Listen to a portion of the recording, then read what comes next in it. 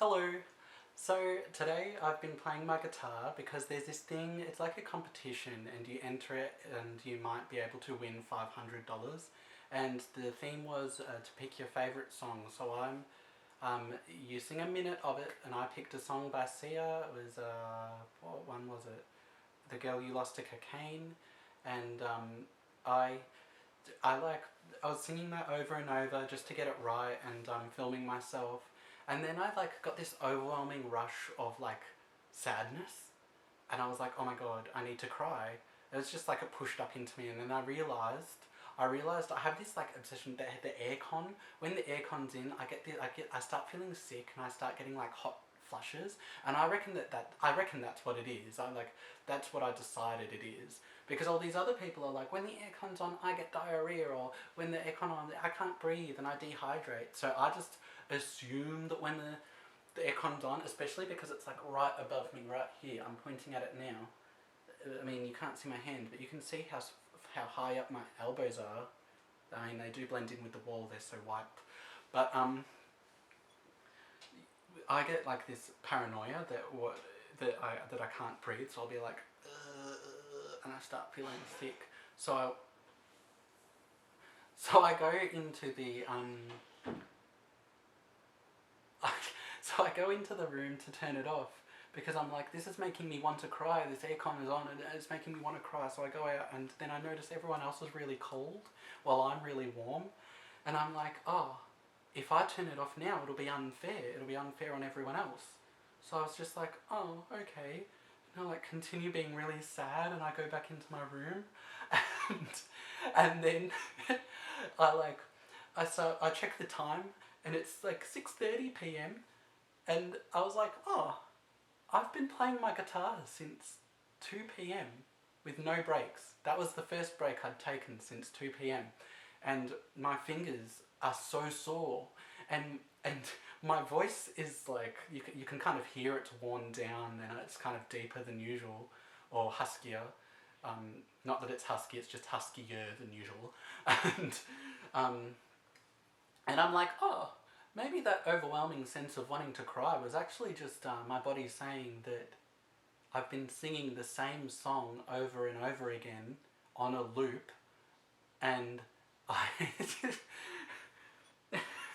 and it's asking for help. It's telling me to stop, take a break.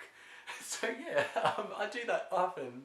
I do that often, especially when I'm with other people, and I'm like, if someone invites me round for a jam sesh, usually what they're saying is, I want you to come over and we can hang out a bit with a bit of music, and so I go there, and I invite people over.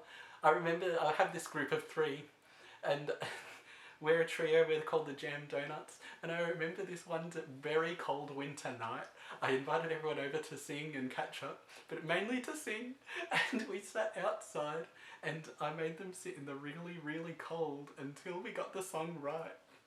And they're like freezing, and there's a video of it as we go down, and there's a video of them like being like, ooh, at the start, and I'm just like, I have no expression, and they're like, just have no, like, as soon as I'm focused on something, there's no digging me out. I'm like, and even if there's other people, I'm like, you two will focus with me, and you will like not stop thinking about this until I'm done. I did the same with The Wizard of Oz when it came to blocking. I'm like, if I'm passionate about it, I'm in it, and I'm in like this bubble, and if anyone tries to disturb me, I'm like, I'm like, don't, I'm in my zone. But it's just crappy because I do get like, I don't notice that I'm doing it when I do it. It's hilarious.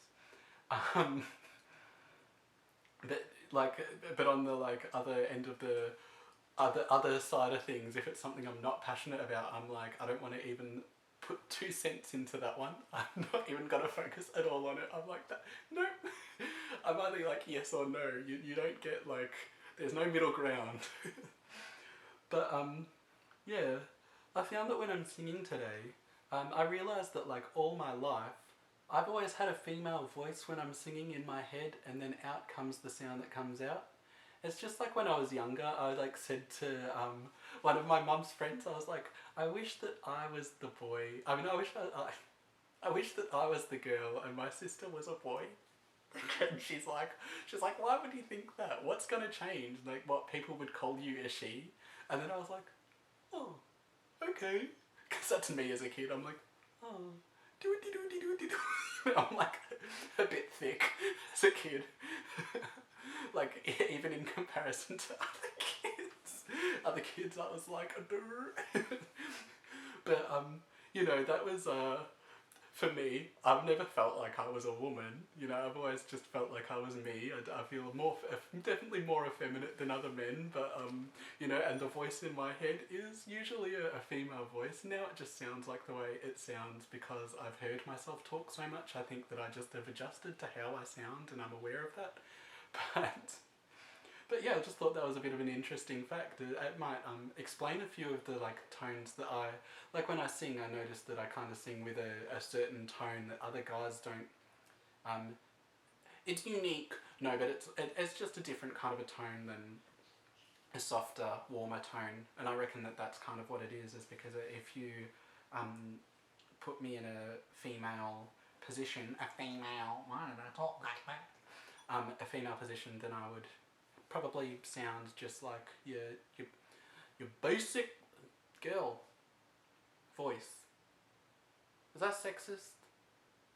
I always just assume that I'm being sexist as soon as I say anything about women.